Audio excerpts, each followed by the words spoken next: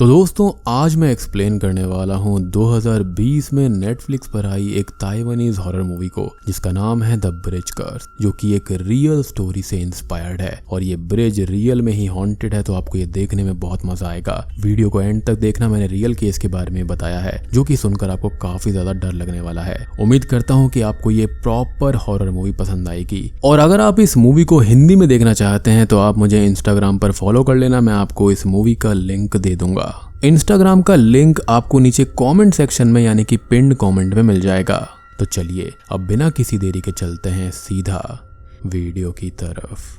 Movie की starting में हमें टंगहू यूनिवर्सिटी के 6 दोस्तों का एक ग्रुप दिखाया जाता है जो कि कर्स्ड ब्रिज पर चैलेंज करने आए होते हैं, जो कि एक रियल कहानी है। असल में उस ब्रिज की एक ऐसी बैक स्टोरी होती है कि एक समय पर एक लड़की रात को अपने बॉयफ्रेंड का इंतजार कर रही थी, लेकिन जब काफी देर तक उसका बॉयफ्रेंड नहीं आया तो उस लड़की ने उसी ब्रिज पर से कूदकर अपनी जान दे दी। अब प्रेजेंट में उस ब्रिज को जोड़ते हुए वहां पर 13 सीढ़ियां भी हैं, लेकिन ऐसा माना जाता है कि हर रात को ये 13 सीढ़ियां जो होती हैं वो 14 हो जाती हैं, यानी कि एक सीढ़ी बढ़ जाती है। और अगर कोई इंसान 12 बजे वहां पर इन पर चलते हुए पीछे देख ले और साथ ही साथ उन सीढ़ियों को गिन ले तो उस लड़की की स्पिरिट उस इंसान को जान से मार देती है जो ऐसा करता है। और आज यही चैलेंज करने यहाँ पर ये लोग आए हुए थे ताकि ये जान पाए कि ऐसा रियल में होता है भी या फिर नहीं। और आज का जो दिन था वो 28 फरवरी 2016 होता है। अब ये लोग इस चैलेंज को शुरू करते हैं और अपने एक दोस्त वैन याओ को स्टेयर्स पर चलने के लिए कहते हैं। वैन याओ उनकी बात मानते हुए स्टेयर्स पर चलने लगता है, लेकिन वो चलने के साथ साथ स्टेयर्स को काउंट भी करने लगता है, जो कि यहाँ पर बिल्कुल गलत था और उसके दोस्तों ने उसको ऐसा करने से मना किया था।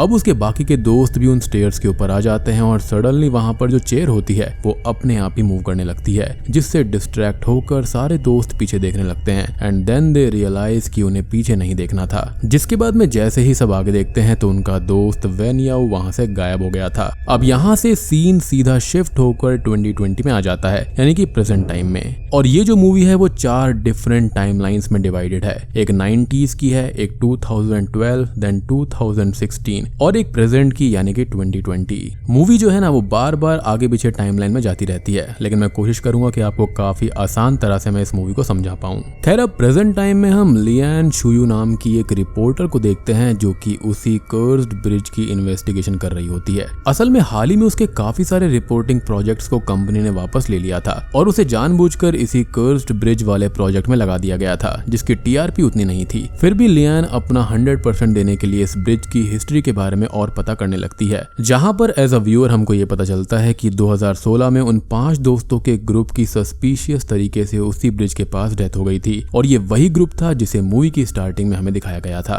अब आगे लियान को ऑनलाइन एक एस्ट्रोलॉजर से ये भी पता चलता है कि आज की रात सेम वही 2016 वाली घटना होने वाली है और आज वही दिन है, यानी कि 28 फरवरी। अब सीन यहाँ से फिर से पास्ट में चला जाता है, यानी कि 2016 में बिल्कुल शुरुआत वाले सीन पर, जहाँ पर हमको दिखाया जाता है वैन याओ के दोस्तों को, जिनके नाम होते हैं टेचुआन, सानयू, संग, हसीन चियाओ और यूचिंग, जो कि अपने दोस्त के गायब होने के बाद वहां से भाग जाते हैं। लेकिन उनके भागते ही वैन याओ पीछे से हंसते हुए निकलता है, विच मीन्स कि ये सब सिर्फ उसका एक प्रैंक था और यहाँ पर चेयर भी उसने ही मूव करी थी। असल में वहां पर उस वक्त कोई भी स्पिरिट नहीं थी। लेकिन अब सबके वहां से जाने के बाद जैसे ही वैन याओ यूनिवर्सिटी की तरफ बढ़ने लगता है तब गलती से वो पीछे मुड़कर देख लेता है, जिसके कुछ ही देर के बाद में गोस्टली फिगर आकर वैन याओ पर अटैक कर देती है। खैर अब हम देखते हैं यूचिंग और हसीन चियाओ को, जो कि अपने हॉस्टल रूम में होती हैं। उसके बाद में टेचुआन और सानयू एक साथ वैन याओ का पता लगा रहे होते हैं और दूसरी तरफ संग सबसे अलग वॉशरूम में ही बैठा होता है।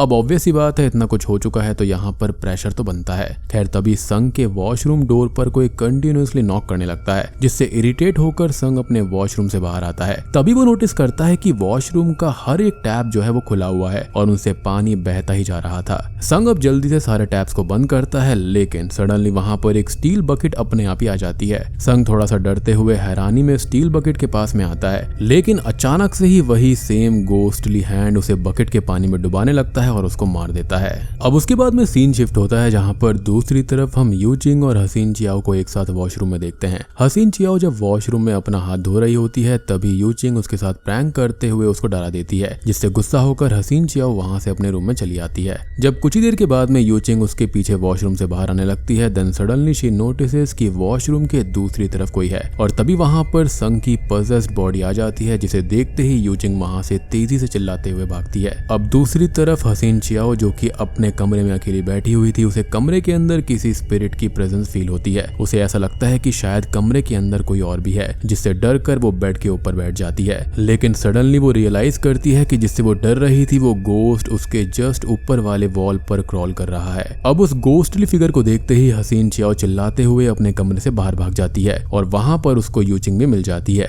जिसके बाद दोनों एक साथ सीढ़ियों से कैंपस के नीचे जाने लगते हैं। लेकिन कुछ मिनट्स तक भागने के बाद उन दोनों को ये रियलाइज होता है कि दोनों एक एंडलेस स्टेयर लूप में फंस चुकी हैं, जिसका सिंपल सा मतलब ये है कि उस ब्रिज वाली स्पिरिट का इस पूरे कैंपस के ऊपर कब्जा है और वो यहाँ पर टाइम को, स्पेस को और हर चीज को बेंड कर सकती है। जिसका सिंपल सा मतलब ये था कि ये दोनों ही सीढ़ियों पर काफी देर से घूम रही थी और किसी और रास्ते को ना देखकर अब दोनों फैसला करते हैं कि वो कैंपस के टेरेस पर जाएंगे और भागते हुए दोनों टेरेस पर पहुंच जाती हैं, जिधर उस गर्ल की स्पिरिट पहले से ही थी। अब वो स्पिरिट जो होती है वो हसीन चियाओ को टेरेस से नीचे फेंक देती है और यूचिंग को घसीटती है, हवा में उठाती है और उसको वाटर टैंक के अंदर डुबाकर मार डालती है। अब चैलेंज करने वाले लगभग सभी की डेथ हो चुकी थी एक्सेप्ट टेचुआन और सान्यू।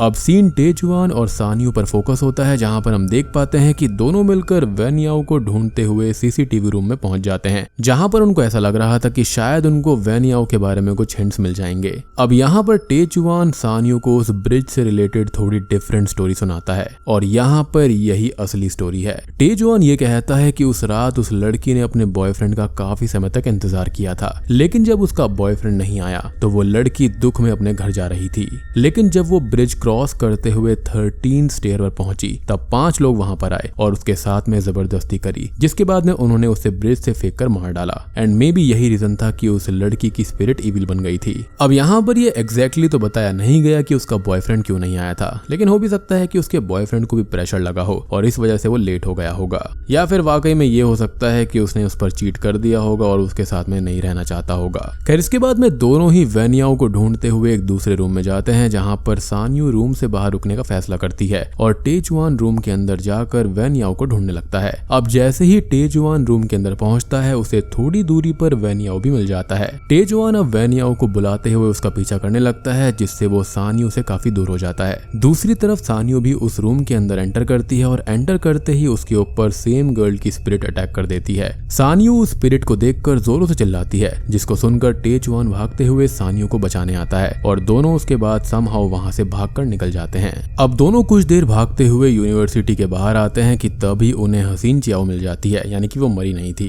हसीन चियाओ दोनों को अपने पीछे आने के लिए कहती है और दोनों उसको फॉलो भी करने लगते हैं। लेकिन शॉकिंग बात ये होती है कि थोड़े समय बाद वो ये रियलाइज करते हैं कि हसीन चियाओ उनको उसी कर्स्ड ब्रिज के पास में ले जा रही है, यानी कि यहाँ पर वो हसीन चियाओ नहीं है बल्कि उसी लड़की की स्पिरिट है। यानी कि ये जो स्पिरिट है वो किसी का भी रूप भी ले सकती है। अब वो दोनों वहां से बच निकलने के लिए पीछे मुड़ते हैं और भागने लगते हैं, लेकिन वो स्पिरिट सान्यू को अपने साथ ले जाती है, जो कि काफी ब्रूटल सीन था। जिसके बाद में ये सीन यहीं पर कट हो जाता है और फिर से सीन प्रेजेंट में आता है, यानी कि 2020 में, जहां पर लियान को इस केस पर रिसर्च करते हुए हम देख पाते हैं, जो कि 2016 के बारे में ही रिसर्च कर रही थी। अब तभी हमको दिखाया जाता है कि जब लियान इस केस पर रिसर्च कर रही थी तो उसको पता चलता है कि 2016 में 5 स्टूडेंट की उस ब्रिज के राउंड डेथ हो गई थी। लेकिन रिसेंटली जो 28 फेब 2016 की वीडियो रिकॉर्डिंग लियान को मिली थी, उसके अंदर शॉकिंगली ब्रिज चैलेंज के अराउंड 6 स्टूडेंट को जाते हुए देखा गया था। तो यहाँ पर वो कौन सा स्टूडेंट था जो कि उस हादसे में बच गया था? और रिसर्च करते हुए लियान को ये भी पता चल जाता है कि ऐसा सेम हादसा 2016 से 4 साल पहले यानी कि 2012 में भी हुआ था, और वो भी सेम डेट 28 फेब को। और इन दोनों हादसों में एक स्टूडेंट दोनों जगह कॉमन थी, जो की थी शॉकिंगली हसीन चियाओ। जी हाँ, अब लियान को कुछ चीजें क्लियर हो रही थी, पर उसको ये समझ में नहीं आ रहा था कि हसीन चियाओ 2012 में इस चैलेंज में बचने के बाद 2016 में वापस यही सेम चैलेंज करने आई क्यों थी। और तभी सीन फिर से फ्लैशबैक में चला जाता है। पास्ट में हम देखते हैं कि पजेस्ड हुई हसीन चियाओ सान्यू को घसीटते हुए उसी ब्रिज के पास में ले जा रही है, लेकिन तभी उसके सामने भागते हुए टेचुआन आ जाता है, जो कि हसीन चियाओ से सान्यू को ना मारने के लिए कहता है। लेकिन तभी वहां पर वो स्पिरिट भी आ जाती है और सानियो को टेचुआन के सामने ही मार डालती है, जिसका सिंपल सा मतलब यह है कि हसीन चियाओ यहाँ पर उस स्पिरिट के द्वारा पजेस कर ली गई थी। सानियो के मरने के बाद में टेचुआन बहुत डर जाता है और अपनी जान बचाने के लिए वहां से भागने लगता है, लेकिन भागते भागते एक जगह पर रास्ता ब्लॉक होने की वजह से उसे रुकना पड़ता है, जहां पर पीछे से पजेस्ड हुई हसीन चियाओ आ जाती है। अब जैसे ही हसीन चियाओ टेचुआन को मारने वाली होती है तो टेचुआन ये कहता है कि मेरी जान बख्श दो और बदले में तुम जो कुछ भी कहोगी मैं वही करूंगा। बेसिकली वो इनडायरेक्टली यहाँ पर उस स्पिरिट से ये बात बोल रहा था। तो हसीन चियाओ के अंदर ये जो आत्मा होती है वो उसके जवाब में ये कहती है कि आज के दिन 5 लोगों को तो मरना ही मरना है, जिसमें से 4 ऑलरेडी मारे जा चुके हैं। हसीन चियाओ के अंदर की जो स्पिरिट होती है वो एक ब्रिक देते हुए टेचुआन को ये कहती है कि तुम इसे यानी कि हसीन चियाओ को मार दो, जिसके बाद 5 लोग मर जाएंगे, लेकिन आगे तुम्हें मेरी बात माननी पड़ेगी। अब टेचुआन ये सुनते ही सोच में पड़ जाता है क्योंकि वो किसी की जान नहीं ले सकता था, लेकिन तभी पीछे से स्पिरिट आ जाती है और डर में टेचुआन हसीन चियाओ को उस ब्रिक से मार देता है। अब आगे यहाँ पर हसीन चियाओ के साथ में क्या हुआ वो नहीं पता चलता, लेकिन सीन यहाँ से फिर से 2020 में शिफ्ट हो जाता है, जहाँ पर हम ये देखते हैं कि लियान अभी भी इस केस पर ही रिसर्च कर रही है, जहाँ पर उसको ये पता चलता है कि ये जो भी चैलेंजेस हैं या फिर इनके पीछे की जो डेथ्स हो रही हैं ये सभी 28 फेब को हर 4 साल बाद होती हैं, और जो पिछला हादसा हुआ था वो 2016 में था, यानी कि 28 फेब 2020 को उस ब्रिज पर फिर से सेम हादसा होने वाला है। और आज ही 28 फेब भी है, जिससे लियान डर जाती है और सोचने लगती है कि इसे कैसे रोका जाए। पर तभी उसे उन स्टूडेंट की एक ग्रुप फोटो यूनिवर्सिटी की लाइब्रेरी डॉक्यूमेंट्स में से मिल जाती है, जिसके अंदर सारे फ्रेंड्स की ग्रुप फोटोज रहती हैं। और इस फोटो को देखते ही लियान को ये पता चल जाता है कि 2016 में वो कौन सा स्टूडेंट था जो कि उस हादसे में बच गया था, क्योंकि यहाँ पर जितनी भी रिपोर्ट्स आया करती थी वहां पर हमेशा 6 लोग जाया करते थे, लेकिन मौत सिर्फ 5 लोगों की हुआ करती, जो कि डायरेक्टली लिंक्ड होता है उस इविल स्पिरिट के हादसे से। वहां पर भी 5 लोगों ने उसको मारा था, तो वहां पर वो 5 ही लोगों को मारा करती थी। लेकिन सबसे बड़ी बात ये थी कि वो उस एक स्टूडेंट को क्यों छोड़ दिया करती थी। खैर उस फोटो के अंदर एक लड़का अपने फ्रेंड्स की फोटो को क्लिक कर रहा होता है, जहां पर उस फोटो के अंदर हम हसीन चियाओ को तो देख पाते हैं, और जो बंदा यहाँ पर फोटो क्लिक कर रहा था उसका रिफ्लेक्शन हम आईने पर देख पाते हैं। और बाकी जो 5 स्टूडेंट यहाँ पर थे उनकी तो ऑलरेडी डेथ हो गई थी, यानी कि जो लड़का फोटो खींच रहा था वही उस हादसे का सर्वाइवर था। अब लियान यहाँ पर गौर से देखती है कि वो लड़का कौन है, तो खाली वो नहीं हम भी शॉक्ड हो जाते हैं कि वो लड़का कोई और नहीं है बल्कि वो टेचुआन है। जी हाँ, जो कि करंट में उसका खुद का कैमरामैन है। अब यहाँ पर हम थोड़ी सी टाइमलाइन समझ लेते हैं, क्योंकि मुझे लगता है कि आपको थोड़ी सी कंफ्यूजन हो रही होगी कि पहले टेचुआन यहाँ पर आ गया और उससे पहले यहाँ पर दूसरी लड़की थी, तो हुआ क्या है। तो यहाँ पर सबसे पहले हम बात कर लेते हैं उस इविल स्पिरिट के बारे में। तो उस लड़की की डेथ जो थी वो उस ब्रिज पर हुई थी, और मे बी वो डेथ जो हुई थी ना वो 28 की नाइट में हो गई थी। और मुझे ये लगता है कि वो जो साल होगा ना वो पक्का लीप ईयर होगा, और उसकी मौत 12 बजे के बाद हुई। और यही रीजन है कि वो ब्रिज वाली जो इविल स्पिरिट है वो हर 4 साल के बाद में सबको मारती है, और वो भी करेक्ट 12 बजे के पास में। अब ऑब्वियसली उसके साथ में 5 लोगों ने गलत किया था, तो वो सिर्फ 5 लोगों की जान लिया करती है। तो यहाँ पर ये बात तो कंफर्म हो जाती है कि पक्का ये लीप ईयर का ही कॉन्सेप्ट है, अदरवाइज यहाँ पर 4 साल वेट करने का कोई लॉजिक नहीं बनता। और अब आप ये सोचेंगे कि खाली 2012 में ही क्यों, तो मेरे ख्याल से 2012 में ही यहाँ पर रिचुअल करेक्टली किया गया होगा। ठीक 12 बजे 13 स्टेप चढ़ने के बाद में पीछे देख लिया गया होगा, वो भी सीढ़ियों को गिनते हुए।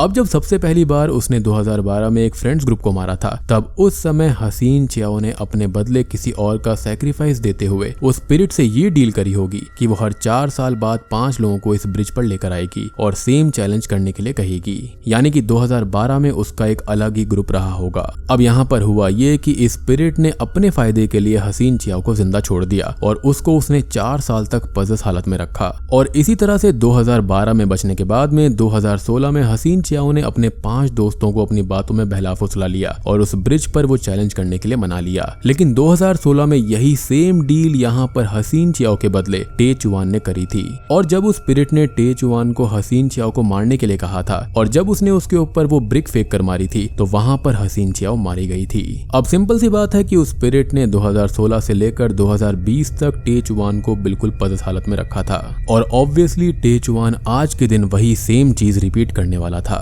अब ये सब चीज जानकर लियान बहुत ही ज्यादा शॉक्ड हो जाती है, जिसके बाद हम पीछे पजेस्ड हुए टेचुआन को देख पाते हैं, जिसके बाद वो लियान पर अटैक कर देता है। और जैसे ही सीन शिफ्ट होता है हम टेचुआन को 5 लोगों को चैलेंज करने के लिए एनकरेज करते हुए देखते हैं और वो उसी ब्रिज पर था।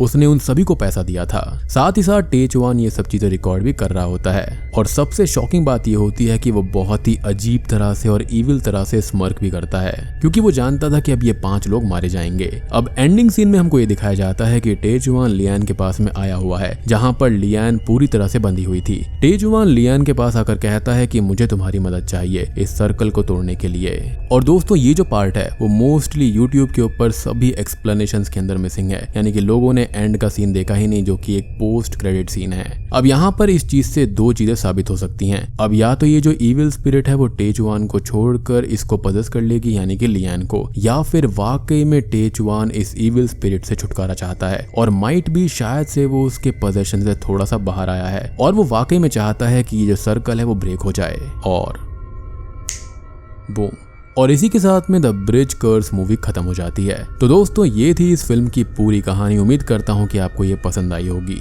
अब बात करें यहाँ पर रियल स्टोरी के बारे में, तो फेसबुक पर एक बंदा था जो कि इस जगह पर गया था और उसने एक लाइव फेसबुक पर करी थी। वहां पर लोगों ने ये कहा कि उसके पीछे बैकग्राउंड में एक इविल स्पिरिट है, जिसके कुछ ही टाइम के बाद में उस वीडियो को भी डिलीट कर दिया गया था। तो वहां पर वो काफी शॉकिंग हादसा था। माना जाता है कि ये ब्रिज बहुत ही ज्यादा कर्स्ड है और आने जाने वाले लोगों ने बहुत सारी चीजें यहाँ पर देखी और सुनी है। तो उम्मीद करता हूँ कि आपको ये ताइवानीज मूवी पसंद आई होगी। पसंद आई है तो वीडियो को लाइक कर देना, चैनल पर नए हैं तो सब्सक्राइब कर लीजिए ऐसे ही ऑसम कंटेंट के लिए। तो मैं आप सबको मिलता हूँ अगली वीडियो के साथ में, तब तक के लिए स्टे